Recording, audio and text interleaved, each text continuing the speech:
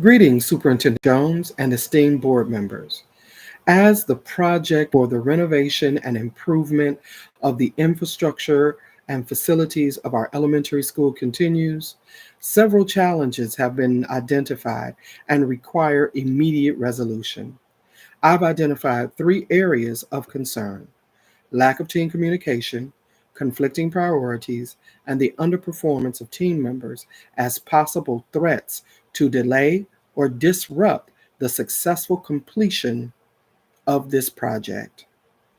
This, in turn, could potentially cost the district more money and delay our grand reopening celebration for both the community and stakeholders. As the project lead for this, as the project lead, if I do not promote effective distributed leadership practices, the overall morale of the team could drop along with productivity, which could potentially lead to a very toxic work culture. And none of us want to see that. So I am proposing the following to combat these issues and keep our team working together at their highest levels in collaborative ways. For lack of team communication, I am going to call a meeting that includes teachers, team, and construction members for an open and honest forum that allows everyone to air their grievances in a respectful manner with norms that include active listening, respectful responses, honest thoughts and feelings, and viable solutions to which everyone agrees. Next, I will task assistant managers to establish the types of communication to be used that reaches everyone and gives timely updates that are vital to the timeline of this project. Embedded within the types of communication to be used will be a formal chain of communication that includes leaders, managers, and whom to communicate with during every step of the project.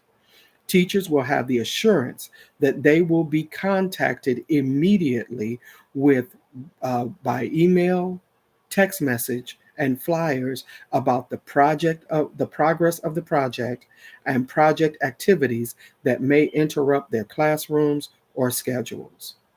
As board members and the superintendent, you will receive the same communications. The team will also communicate to the project manager, who will in turn communicate to the board members and superintendent all conflicts that may arise with proposals for solving those conflicts. Finally, a lone source of truth will be established where information, data, and updates will flow from and to all parties. For conflicting priorities, assistant managers will meet with team leads from both sides bi-weekly to discuss the concerns each party has and to update everyone on the timeline, plans for disruption to the classroom, and projected end times. Lead teachers will meet with their grade levels to come up with a schedule for their classes to be taken outside or the gymnasium during times when the construction team needs access to their classrooms. And teachers are offered the chance to take their classes on more field trips to give the construction team more time to have uninterrupted access to their classroom.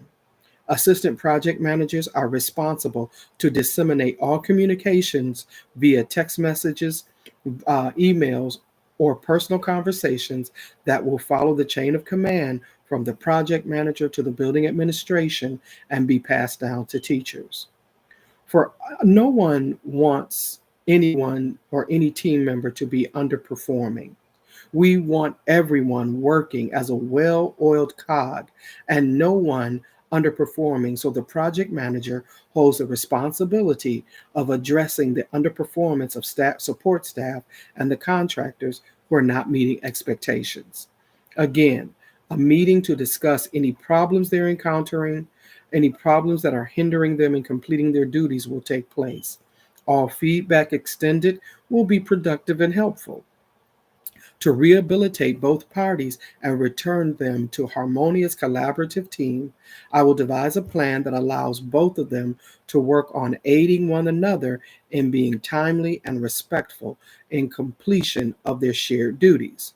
Next, I will lucidly communicate to them the project, company, and district's expectations of their compliance to their duties. Finally, I will create a plan for improvement that includes a timeline for contractors to be done, an agreed upon place for materials to be stored so that support staff can collect and get rid of them.